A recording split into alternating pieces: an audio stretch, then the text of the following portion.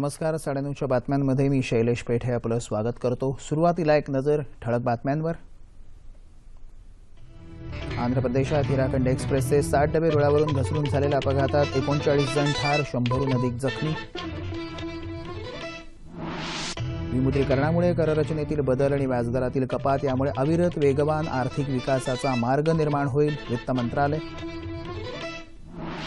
महापालिका निवडणुकीसाठी सेना भाजप युतीबद्दल नेमका प्रस्ताव आला नसल्याचं उद्धव ठाकरे यांच्याकडून स्पष्ट. युतीसंदर्भात मुख्यमंत्र्यांनीच निर्णय घ्यावा, भाजप नेत्यांच्या बैठकीत सूर. मनाला स्पर्शून जाणारी सदाबहार गीतं लिहिणारे ख्यातनाम गीतकार नक्ष लालपुरी यांचं मुंबईत वृद्धापकाळानं निधन. भारताच्या सायना नेहवालनं पटकावलं मलेशियन मास्टर्स ग्रँड प्री स्पर्धेचं अजिंक्यपद.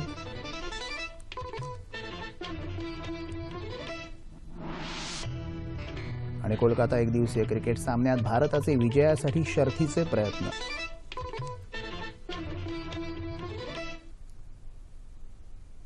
पाहूया सविस्तर वृत्त. जगदलपूरहून भुवनेश्वरला जाणाऱ्या हिराखंड एक्सप्रेसचे 60 डबे रुळावरून घसरून झालेल्या अपघातात 39 जण ठार तर 100हून अधिक जण जखमी झाले आहेत. अपघाताचं गंभीर स्वरूप पाहता मृतांचा आकडा वाढण्याचीही शक्यता आहे. आंध्र प्रदेशातल्या विजयनगरम जिल्ह्यात काल रात्री 11च्या सुमाराला ही घटना घडली. हिराखंड एक्सप्रेसचे इंजिनसह 60 डबे कुनेरू स्टेशनजवळ रुळावरून घसरले. एनडीआरएफचे जवान मदत कार्यात सहभागी झाले आहेत. पंतप्रधान नरेंद्र मोदी यांनी मृतांप्रती तीव्र दुःख व्यक्त केलं आहे.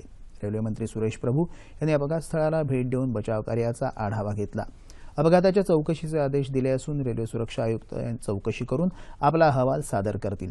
रेल्वे मंत्री सुरेश प्रभू तसंच आंध्र प्रदेशचे मुख्यमंत्री चंद्राबाबू नायडू यांनी मृतांच्या नातेवाईकांना आर्थिक मदत जाहीर केली आहे. रेल्वे रुळांना तडे गेल्यामुळे ही घटना घडली असावी अशी शक्यता रेल्वे मंत्रालयानं व्यक्त केली आहे.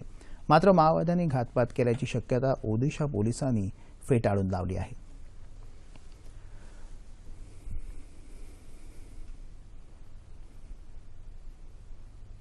विमुद्रीकरणामुळे कररचनेचा पाया अधिक विस्तृत होईल आणि व्याजदरात कपातही होईल. यामुळे अविरत वेगवान आर्थिक विकासाचा मार्ग निर्माण होईल असं वित्त मंत्रालयानं स्पष्ट केलं आहे.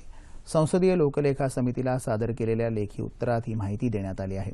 1000 आणि 500च्या नोटा चलनातून बाद केल्यामुळे दडवून ठेवलेली तसंच वापरात नसलेली रोख रक्कम व्यवहारात आली असून याचा उपयोग उत्पादक कामांसाठी होऊ शकेल असं या लेखी उत्तरात म्हटलं आहे.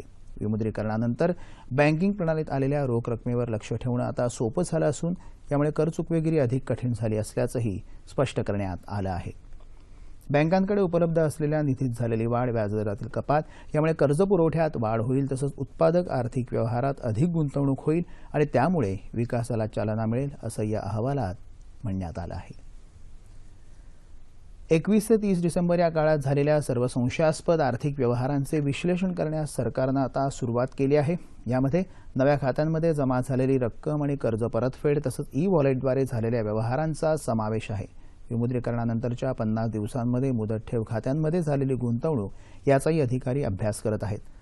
अखेरच्या 10 दिवसांमध्ये मोठ्या प्रमाणावर रोख रक्कम जमा करणाऱ्यांवरही प्राप्तिकर विभागाचं विशेष लक्ष आहे. याशिवाय आरटीजीएस आणि इतर माध्यमांद्वारे झालेल्या व्यवहारांवरही खात्यानं लक्ष केंद्रित केलं आहे.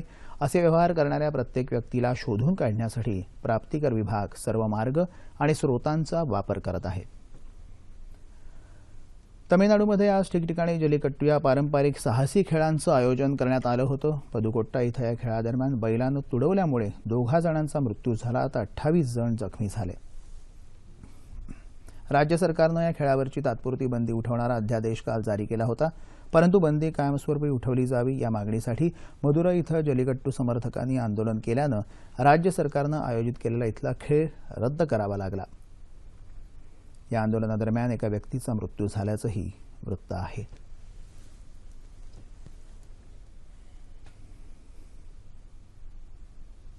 महापालिका निवडणुकीत सेना भाजपा युतीबद्दल थेट भाष्य करणं आज शिवसेना पक्षप्रमुख उद्धव ठाकरे यांनी टाळलं. युतीचा नेमका प्रस्ताव माझ्याकडे अद्याप आलेला नसून असा प्रस्ताव आल्यावर चर्चा केली जाईल असंही त्यांनी स्पष्ट केलं. महापालिका निवडणुकीच्या पार्श्वभूमीवर आज ठाकरे यांनी मुंबईत झालेल्या पत्रकार परिषदेत अनेक घोषणा केल्या. मुंबईपाठोपाठ ठाणे आणि उल्हासनगरमध्येही 500 फुटापर्यंतच्या घरांना मालमत्ता करातून वगळण्यात येईल असं त्यांनी जाहीर केलं. 700 फुटापर्यंतच्या घरांना करात सवलत देण्यात येईल असंही ठाकरे म्हणाले. ठाणेकरांची पिण्याच्या पाण्याची समस्या सोडवण्यासाठी मध्यवैतरणा जलाशयाच्या धर्तीवर नवीन धरण बांधण्याचं आश्वासनही त्यांनी दिलं. ठाण्यात 30 एकर जागेवर सुसज्ज सेंट्रल पार्क उभारण्यात येईल असं सांगून घनकचरा करातून व्यापाऱ्यांना मुक्त करण्यात येईल असं आश्वासनही उद्धव ठाकरे यांनी दिलं. मुंबई शालेय विद्यार्थ्यांना बेस्टमधून मोफत प्रवास करता येईल असंही ते म्हणाले. दरम्यान मुंबई महापालिका निवडणुकीत युतीबाबत चर्चा करण्यासाठी आज मुख्यमंत्र्यांच्या वर्षा निवासस्थानी झालेल्या भाजपा नेत्यांच्या बैठकीत युतीबाबत काहीही ठोस निर्णय होऊ शकला नाही. आता याबाबतचा निर्णय मुख्यमंत्र्यांनीच घ्यावा असा सूर या बैठकीत घेण्यात आल्याचंही समजतं. प्रजासत्ताक दिनाच्या पार्श्वभूमीवर घातपातासाठी दहशतवाद्यांकडून पाळीव प्राण्यांचा वापर करण्याची शक्यता असल्यानं लोकांनी सावध राहावं असा इशारा महाराष्ट्र दहशतवाद विरोधी पथकानं दिला आहे. कपड्यात लपटलेल्या प्राण्यांबाबत अतिशय सावधगिरी बाळगावी आणि काही संशयास्पद हालचाली आढळल्यास तात्काळ माहिती द्यावी असं आवाहन एका निवेदनात करण्यात आलं आहे. प्रजासत्ताक दिन कार्यक्रमाच्या दिवशी अनेक ठिकाणी मोठ्या प्रमाणावर गर्दी होत असल्यानं ही ठिकाणं असामाजिक तत्वांकडून लक्ष बनू शकतात असंही एटीएसनं आज स्पष्ट केलं. धुळे जिल्ह्यातील बोरविहीर गावचा रहिवासी असलेला लष्करी जवान चंदू चव्हाण याची काल पाकिस्ताननं मुक्तता केली. 19 सप्टेंबरला चंदू चव्हाण चुकून भारताची सीमा ओलांडून पाकिस्तानात गेला होता. त्याला भारतात परत आणण्याचे प्रयत्न सातत्यानं केले जात होते. चव्हाण भारतात परत यावा यासाठी प्रयत्न करणारे संरक्षण राज्यमंत्री डॉक्टर सुभाष भामरे यांनी आज त्याच्या कुटुंबियांची भेट घेतली. डॉक्टर भामरे यांनी यावेळी सरकारच्या प्रयत्नांबाबत माहिती दिली. चव्हाण कुटुंबियांनी केंद्र सरकार, डॉक्टर भामरे आणि भारतीय लष्कराला धन्यवाद दिले आहेत. उत्तर प्रदेशात आज समाजवादी पार्टी आणि काँग्रेसच्या युतीची घोषणा करण्यात आली. समाजवादी पार्टी 298 जागा लढवणार असून काँग्रेसच्या वाट्याला 105 जागा आल्या आहेत. सपानं विधानसभा निवडणुकीसाठी घोषणापत्रही आज जारी केलं. भाजपानंही जाहीरनामा घोषित करत 155 उमेदवारांची दुसरी यादी प्रसिद्ध केली. पंजाब विधानसभा निवडणुकीसाठी आज भाजपानं जाहीरनामा प्रसिद्ध केला. गोवा आणि पंजाब विधानसभा निवडणुकीसाठी अर्ज मागे घेण्याचा कालचा शेवटचा दिवस होता. 4 फेब्रुवारी रोजी गोव्यातल्या 40 जागांसाठी होणाऱ्या निवडणुकीत आता 250 उमेदवार रिंगणात आहेत. यापैकी 131 उमेदवार दक्षिण गोव्यातले तर 119 उमेदवार उत्तर गोव्यात असल्याचं मुख्य निवडणूक अधिकाऱ्यांकडे उपलब्ध असलेल्या माहितीत स्पष्ट झालं आहे. भाजपाने 36 जागांवर उमेदवार उभे केले असून 2 मतदारसंघात अपक्षांना पाठिंबा दिला आहे. काँग्रेस 37 जागा लढवत आहे तर राष्ट्रवादीने 16 जागांवर आणि मगोपा, गोवा सुरक्षा मंच आणि शिवसेना आघाडी 26 जागा लढवत आहेत. आपचे सर्वाधिक 39 उमेदवार निवडणूक रिंगणात आहेत. दक्षिण गोव्यातल्या वेली मतदारसंघात सर्वाधिक 12 उमेदवार रिंगणात आहेत. पंजाबमध्ये 117 जागांसाठी आता 1146 उमेदवार रिंगणात आहेत. अर्ज मागे घेण्याच्या कालच्या शेवटच्या दिवसापर्यंत 114 उमेदवारांनी आपले अर्ज मागे घेतले होते. लुधियाना मतदारसंघात तब्बल 146 उमेदवार निवडणूक रिंगणात आहेत. अमृतसर लोकसभा पोटनिवडणुकीसाठी आता 9 उमेदवार निवडणूक रिंगणात आहेत. केंद्र सरकारनं विमुद्रीकरणाचा निर्णय लादून शेतकऱ्याला अडचणीच्या खाईत लोटलं आहे असं मत विधान परिषदेचे उपसभापती आणि काँग्रेस नेते माणिकराव ठाकरे यांनी व्यक्त केलं. आगामी जिल्हा परिषद, पंचायत समिती निवडणुकांच्या पार्श्वभूमीवर बुलडाणा जिल्ह्यात वरवंटा बकाल इथं आज काँग्रेसनं कार्यकर्ता मेळावा आयोजित केला होता. त्यामध्ये ते बोलत होते. विदर्भातल्या 1100 गावांना अद्याप दुष्काळाबद्दल मदत मिळाली नाही असा आरोपही त्यांनी केला. आगामी निवडणुकांमध्ये जनतेनं काँग्रेसच्या पाठीशी खंबीरपणे उभं राहावं असं आवाहन त्यांनी केलं. विमुद्रीकरणामुळे शेतकऱ्यांचं मोठं आर्थिक नुकसान झाल्याचा आरोप अखिल भारतीय काँग्रेसचे महासचिव मुकुल वासनिक यांनी यावेळी बोलताना व्यक्त केला.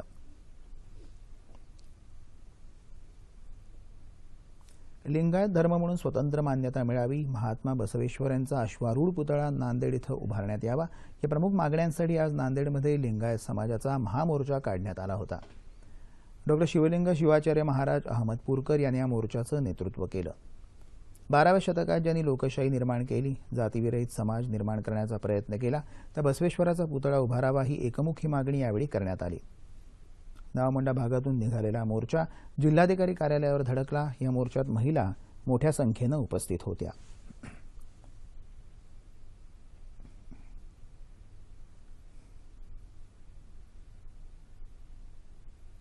कुक्कुटपालन आता शेतकऱ्यांसाठी निव्वळ एक जोडधंदा न राहता मुख्य व्यवसाय बनू शकतो हे नाशिक इथं भरलेल्या पोल्ट्री एक्स्पो या प्रदर्शनाला भेट दिल्यानंतर नव्यानं समजतं. देशात कुक्कुटपालनाला मोठा वाव आहे. अंडी आणि मांसाला भरपूर मागणी आहे. या दृष्टीने या प्रदर्शनात कुक्कुटपालनाबाबत सर्व प्रकारचं मार्गदर्शन उपलब्ध करून देण्यात आलं आहे. अंड्यांबाबतचे विविध धर्मांमधले गैरसमज दूर करण्यासाठी विशेष प्रयत्न केले जात आहेत. संगणकीकृत उद्योग उभारण्यासाठी जास्तीत जास्त नागरिकांनी पुढे यावं यासाठी इंडियन ओव्हरसीज बँकेनं अर्थसहाय्याबाबतची माहिती या प्रदर्शनात दिली आहे.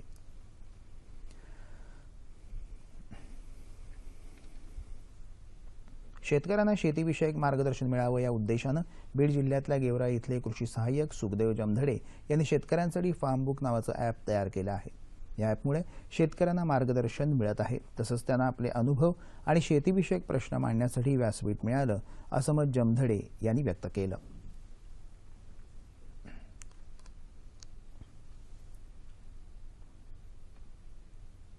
शेतकऱ्यांना शेती करत असताना जे रोज नवीन नवीन समस्या किंवा प्रश्न पडत असतात, त्यासाठी त्याला वेगवेगळ्या ठिकाणून माहिती मिळावी लागते.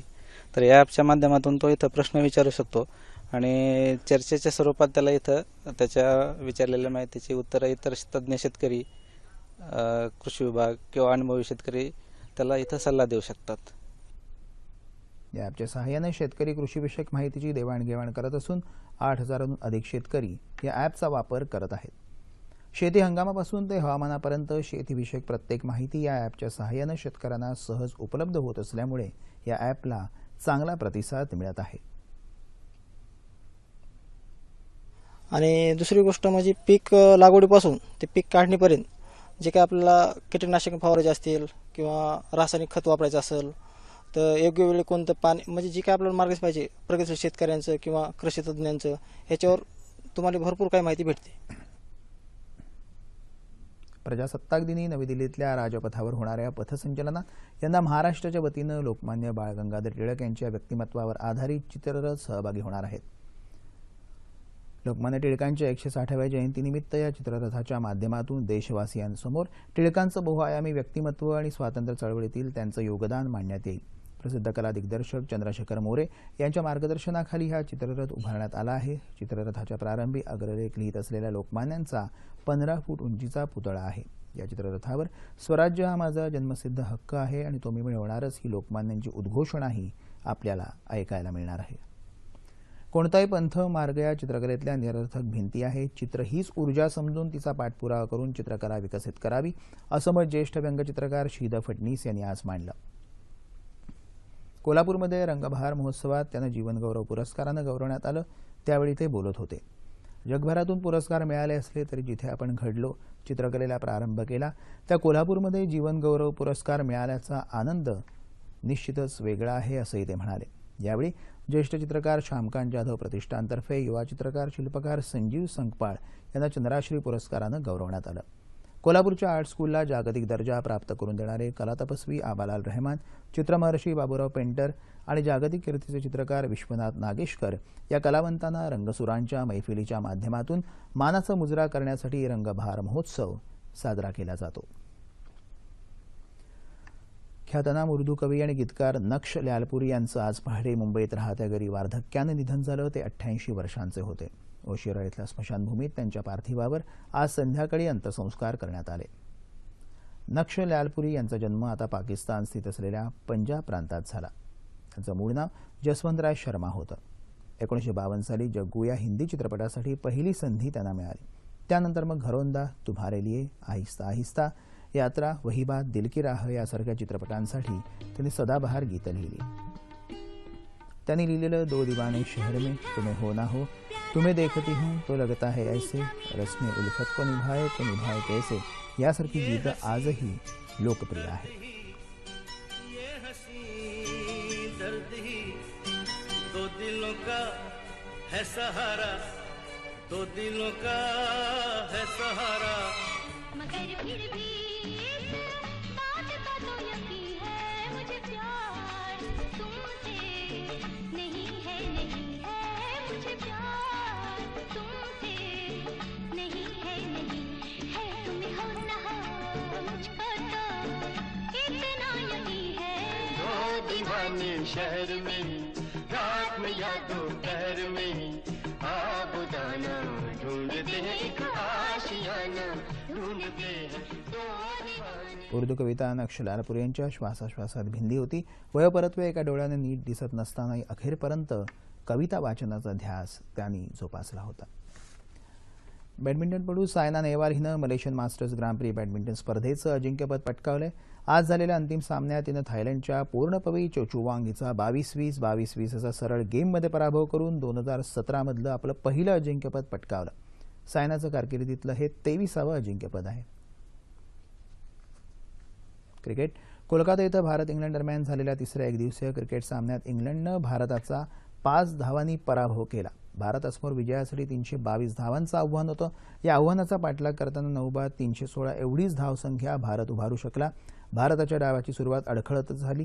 गेल्या 2 सामन्यांप्रमाणे आजही भारताच्या सलामीच्या फलंदाजांनी निराशाजनक कामगिरीचंच प्रदर्शन केलं. अजिंक्य रहाणे केवळ 1 धाव करू शकला तर के एल राहुल 11 धावांवर बाद झाला. विराट कोहलीनं 55, युवराज सिंग 45 तर धोनी 25 धावा काढून बाद झाल्यावर केदार जाधव आणि हार्दिक पंड्यानं चांगली फटकेबाजी करत डाव सावरण्याचा प्रयत्न केला. 6व्या गडासाठी या दोघांनी 104 धावांची भागीदारी केली. केदार जाधवनं 75 चेंडूत 90 धावा फटकावल्या, परंतु त्याचे प्रयत्न एकतर्फी ठरले. सामना संपायला 1 चेंडू शिल्लक असताना बिलिंग्सच्या हाती झेल देत केदार बाद झाला आणि भारताच्या हातातोंडाशी आलेला विजय निसटला. प्रथम फलंदाजी करताना इंग्लंडनं 50 षटकात 8 बाद 321 धावा केल्या. 65 धावा करणारा रॉय, 56 धावा करणारा बेअरस्टो तसंच 43 धावा करणारा इवॉन मॉर्गनमुळे इंग्लंडच्या धावसंख्येला चांगला आकार आला.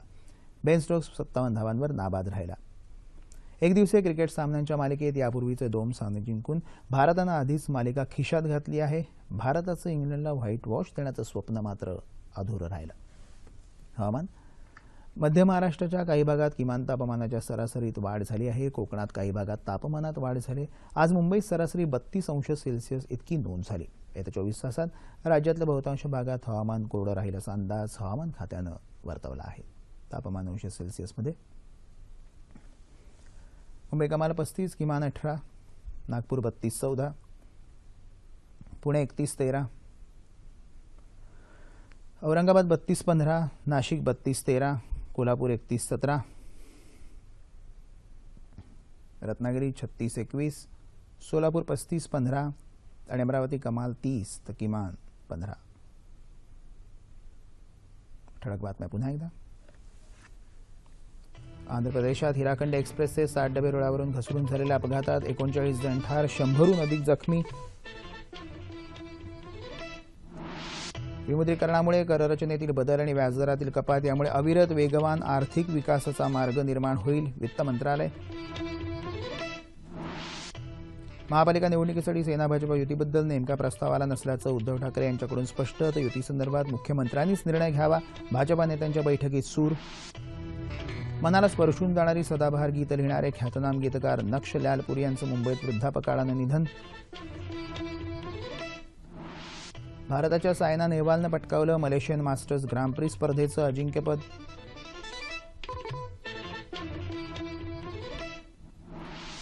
आणि इंग्लंड विरुद्धचा तिसरा एकदिवसीय क्रिकेट सामना गमावत भारतानं केली क्रीडा रसिकांची निराशा.